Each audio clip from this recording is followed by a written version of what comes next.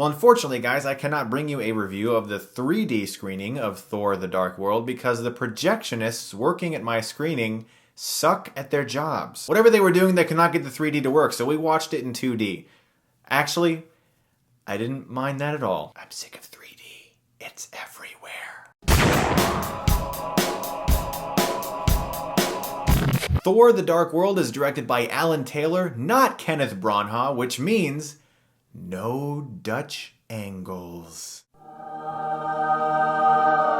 Don't get me wrong, I enjoyed the first Thor, but every single shot going like this got a little annoying after a while. So basically this evil dark elf Malekith wants to be in control of this ether. It's this all-powerful substance that can control and destroy and recreate, and he wants to be the guy who harnesses that. Thor is the one guy, obviously, who wants to stop that from happening, so he teams up with Loki, his brother, to try to go against him to save the universe. Now, I enjoyed the first Thor movie. Didn't love it, though, so my one thing going into this movie, I was thinking, if I enjoy it more than Thor, I will be happy. And I left happy. Thor: The Dark World is a movie that I had a lot of fun with. I thought there was a lot of things that were improved over the first one. For one, I thought it was a much better looking movie. I thought Alan Taylor added a great sense of visuals to this movie. And I'm not just talking about a lot of cool special effects. Some of the backgrounds and scenery looked fantastic, and there were some really great scenic shots in this movie. There's some times where people zap from different locations really fast, and you're just blown away by how cool the world looks. And that was really my thing about the first Thor that kind of got on my nerves a little bit, was the fact that I loved all the Asgard stuff and the Bifrost stuff. That just felt so much like Thor to me, but all the Earth scenes felt kind of uninteresting, and except for some of the humor that was created whenever Thor had to interact with humans, for the most part the Earth stuff just felt like it wasn't as interesting. This movie, there's a lot more of Thor kicking ass in Asgard and all over the place, and that's something I really enjoyed about this movie because you got to see Thor in action. It felt more freeing than the first movie, which felt more confined because he didn't have his powers, which is a cool way to get you to relate more to Thor, but I wanted to see more of Thor using his Thor-like powers, and Thor: The Dark World gave that to me. I think they realize at this point that Loki is awesome, and that he adds so much to these movies, the Avengers movie and the first Thor movie. He just is a character that is so fun and so entertaining, but his interplay with Thor, that too was something that I really thought was strong about this movie, where those two actors' chemistry with one another, their dialogue, and just seeing them on the screen trying to find a way to coexist as they try to help each other throughout this problem. That was definitely, I thought, the strongest point of this movie. And while it is there, and those characters interact with each other, and it's a lot of fun when it's there wasn't enough of it. I wanted more. Chris Hemsworth is great as Thor. At this point, I can't really see anyone else playing him. I think he's terrific as the character, and that's something that I gotta give props to all the filmmakers involved with this film and the first one, is the fact that Thor is probably the most difficult of all of the Avengers to tell a cohesive and grounded story, because he's so out there, literally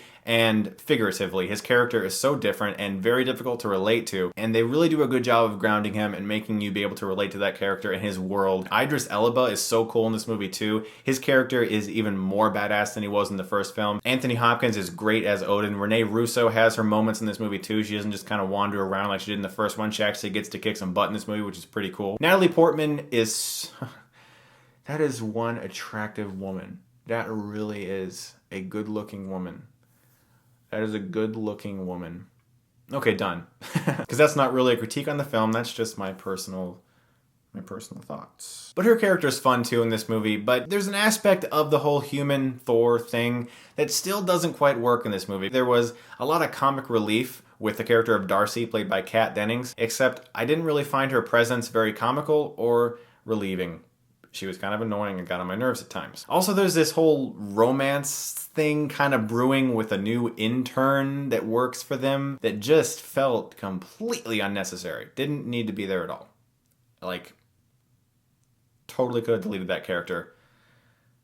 Didn't like that character. There are certain characters that, in my opinion, aren't very funny, but they're trying to be. Already mentioned that. But there was still a good sense of humor in this movie. Like, they had more scenes where Thor was interacting with the human world, which were just hilarious in the first film, and even more funny in this one, because he just doesn't fit in, and the film really understands that, because as a character, for us to be able to relate to him, they have to have those moments where he has to try to be a normal person, and it just doesn't work because he's Thor, and so it's funny, and it makes us be able to relate to that character more, And they did a good job with that in this movie. Also, Stellan Skarsgård was pretty hilarious in this movie too. He has some great moments. Pluses of this movie are the action scenes are very well filmed. They're a lot of fun. There's a good amount of them. And that's really cool to see because that was lacking in the first Thor movie. There wasn't enough of Thor out there doing his Thor-like duties. And we get to see that in this movie, which is awesome. The interplay between him and Loki is fantastic. I just wish there was more of it. Tom Hiddleston, excellent as Loki.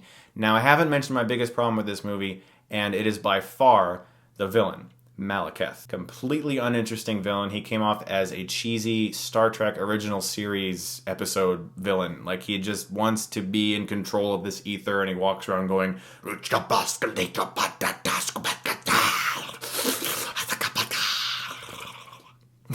The entire first half of the movie, all of his stuff is in subtitles, which makes sense. He's with his native people. He will speak in his native tongue. But you can't relate to him as a villain, and he comes off so science fiction-y, cheesy, and very Star Trek-y, which doesn't mesh with the Thor world, in my opinion. So as a villain, I was very disappointed in him. I just wish that that villain was more imposing physically and more imposing as a threat. He just didn't feel like he was a threat mentally or physically to Thor. Thor just seemed better at everything than he was, and he just wanted to have this stuff. And you're coming off of a villain as awesome as Loki is.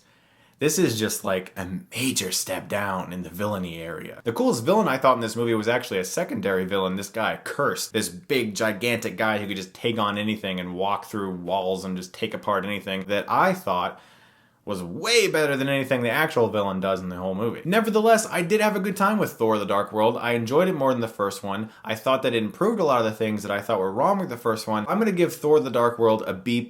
I do like it more than the first one. I think it's a lot of fun as a movie. It's not without its flaws, but I still had a good time at the movies. So guys, when you see the movie, let me know what you thought of below. Thanks as always for watching. And if you like this, you can click right here and get Stuckmanized.